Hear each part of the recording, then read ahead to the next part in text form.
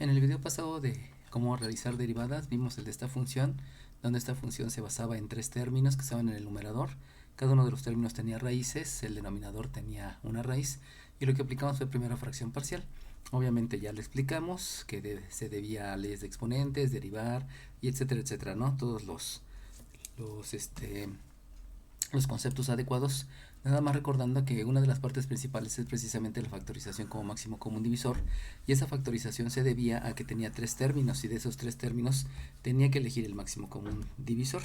Ahora vamos a explicar otra derivada donde la función ya no es una función que contiene raíces. Entonces, como les había mencionado, lo primero que debo determinar es que si lo que tengo aquí declarado en la función es una constante, nosotros observamos y si observamos si es una constante, es un número, pero no es una constante que sea sola. También podemos decir que aquí hay una constante que es sola, que es el minuendo de una resta, pero lo importante es revisar que sea todo constante y nos damos cuenta que es una función debido a que la definición de función es precisamente una definición basada en operaciones aplicadas a la variable independiente. Si ustedes observan, aquí tengo una variable a la cual estoy elevando al cubo, le estoy haciendo una multiplicación, es un minuendo por estar en una resta, también eh, está elevado a una potencia y multiplicado por un número. Por lo tanto, debido a esa situación, esto sí es una función y entonces descartamos la posibilidad que sea una constante, aunque involucra constantes, y entonces empezamos a revisar cómo vamos a abordar la derivada. Acuérdense que lo primero que debo de ver son las operaciones en el término. Recordamos que este es un minuendo y este es un sustraendo. Este, por lo tanto, es un término que si me doy cuenta es una constante. Por lo tanto, ya sabemos cuáles son las derivadas de las constantes. También me doy cuenta que aquí tengo una constante por una potencia. Por lo tanto, debo de empezar a pensar que la fórmula que también voy a utilizar va a ser la de una constante por una potencia. Pero debido a que estos dos términos están en un paréntesis, entonces esto forma parte de una función debido a que es una definición basada en operaciones aplicadas a la variable independiente. Pero en este caso, el paréntesis está elevado a un exponente.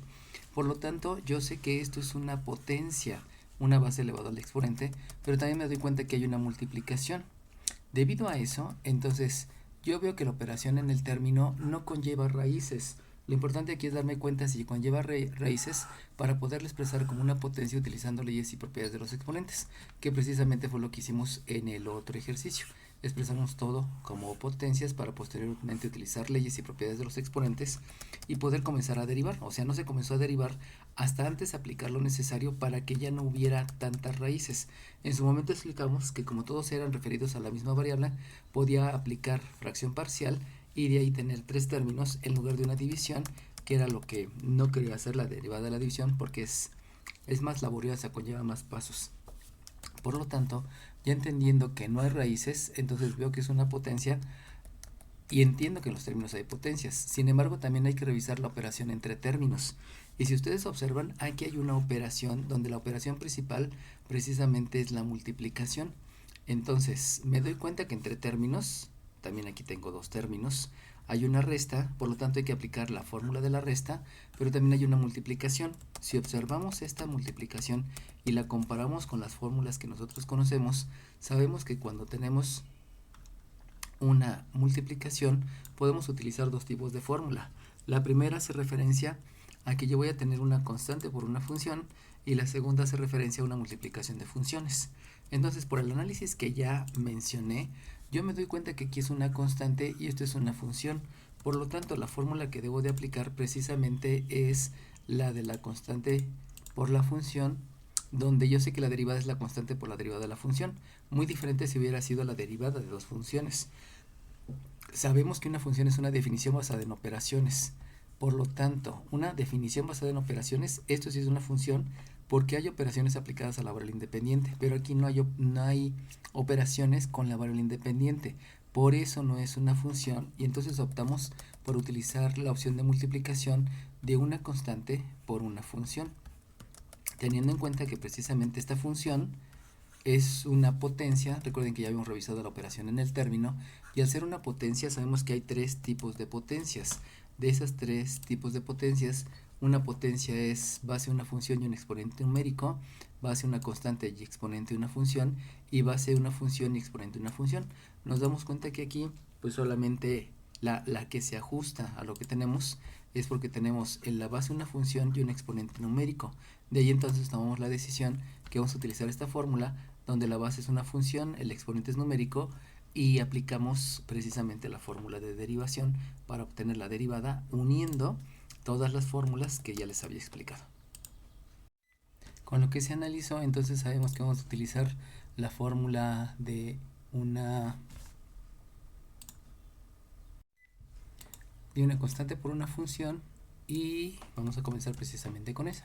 Entonces vamos a comenzar a derivar y si voy a derivar es precisamente aplicar las fórmulas que ya decidí que voy a utilizar por el análisis que les había mencionado anteriormente. Entonces comenzamos diciendo que la derivada, o sea la aplicación de las fórmulas con respecto a la variable independiente de la función que depende de la misma variable es, como ya sé que es una constante por una función, la derivada de lo que tengo aquí va a ser la constante por la derivada de la función. Por lo tanto, comenzamos escribiendo la constante, donde la constante es un 5/7, y luego vamos a hacer la derivada de esta función. Pero sabemos que la derivada de esa función es una potencia.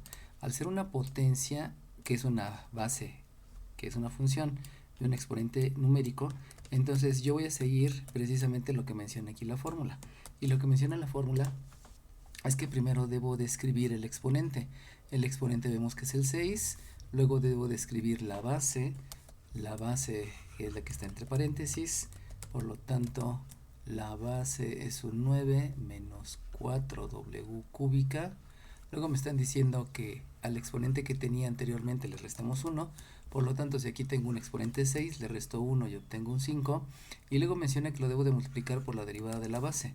Si yo me doy cuenta, la base es una resta. Al ser una resta, entonces debo de hacer la derivada de la primera menos la derivada de la segunda, por lo cual aquí vamos a derivar la base y entonces, observando esta primera parte, el minuendo es una constante y sabemos que las derivadas de la constante es 0, por lo tanto aquí escribo el 0, luego viene una resta, escribo la resta, porque recuerden que la derivada de una resta es la resta de las derivadas, y luego derivo el sustraendo. Pero si ustedes observan el sustraendo, resulta que otra vez es una constante por una función.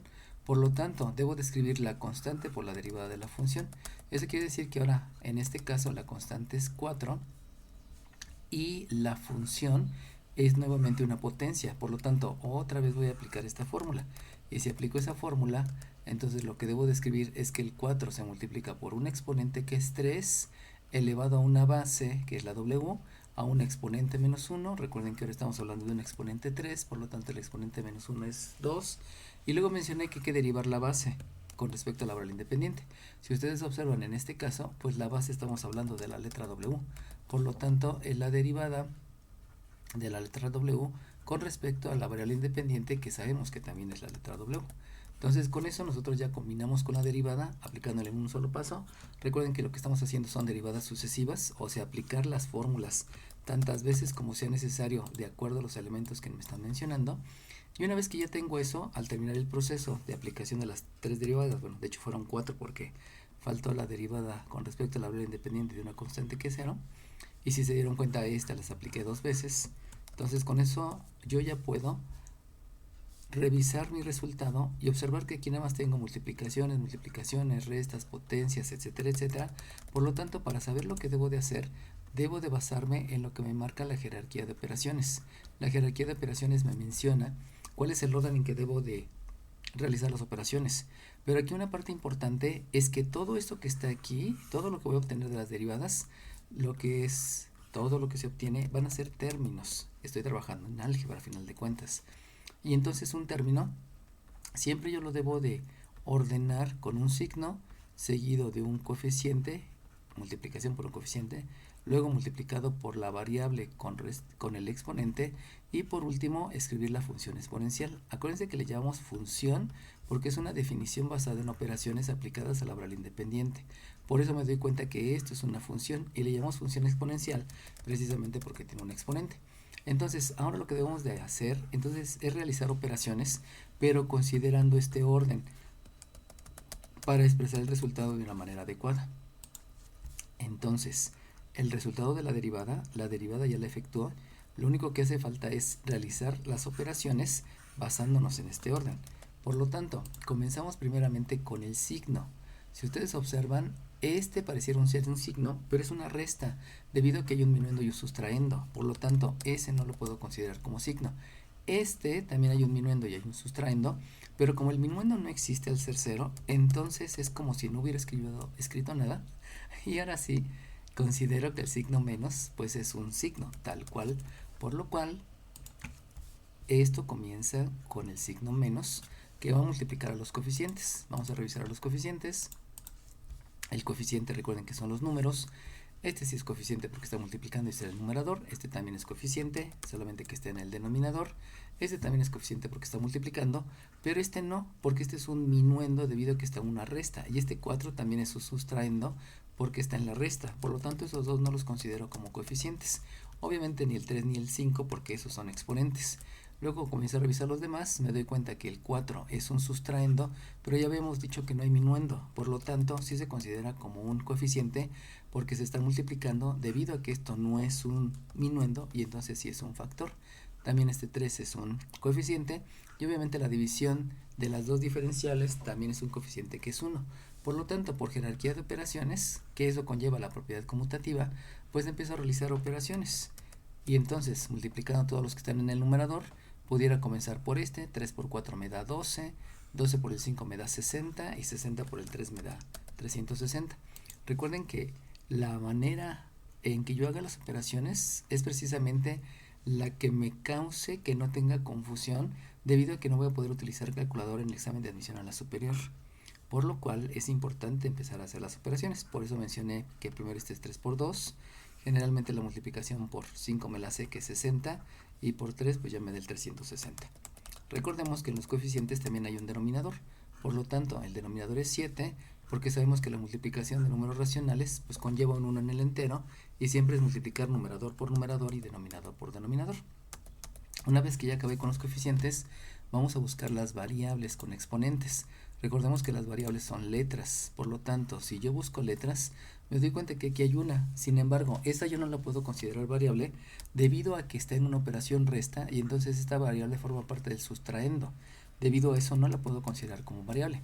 Sin embargo, esta que está aquí también aparentemente es sustraendo, pero ya habíamos dicho que no hay minuendo, entonces no hay resta y este menos se convierte en factor al igual que todos los demás elementos.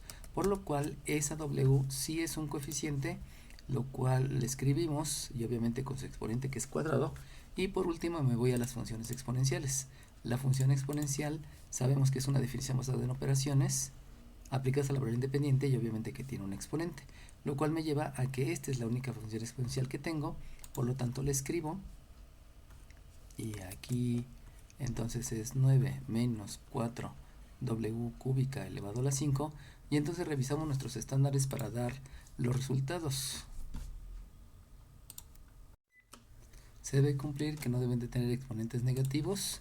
Si se dan cuenta, ninguna potencia tiene exponente negativo. También se debe de cumplir que no debe de haber raíces en el denominador, lo cual no existe ninguna. Deben estar factorizados. Me doy cuenta que están factorizados porque hay un signo por un coeficiente, por una variable con exponente y por una función exponencial. Entonces, están expresados en factores, quiere decir que están factorizados. Deben realizarse todas las operaciones. Sabemos que aquí podemos elevar a la 5, o sea, multiplicar a la base por sí mismo 5 veces.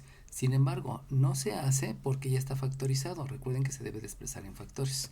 Y por último, los términos deben estar en el orden que ya hemos mencionado: signo, coeficiente, variable con exponente, función exponencial, función logarítmica, función trigonométrica y arcofunción. Por eso desde un principio, cuando aplicamos jerarquía de operaciones, se guarda ese orden precisamente para no cometer ningún no hacer cosa, estar previniendo todo lo que va a ser referido a cómo se debe de expresar el resultado.